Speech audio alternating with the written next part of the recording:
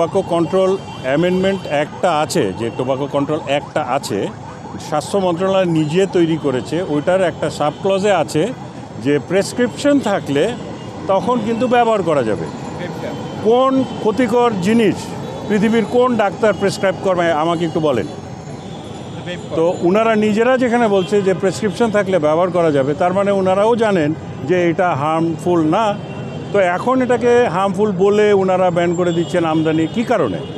ওনাদের নিজেদের প্রস্তাবিত যে অ্যাক্ট, টোবাকো কন্ট্রোল অ্যাক্ট, আরেকবার বলছি, সেখানে লেখা আছে প্রেসক্রিপশন থাকলে ব্যবহার করা যাবে। পৃথিবীর কোনো খারাপ বস্তু কি ডাক্তার প্রেসক্রাইব করে না, নিশ্চয়ই সেটাতে সেরকম ক্ষতি নাই, ওনারাও জানেন।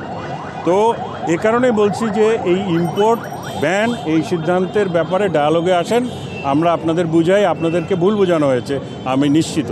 আমাদের সাথে বসেন, আধা ঘন্টা 40 মিনিট সময় দেন, দেশের উপকার হবে, অপকার হবে না। এই ধন্যবাদ।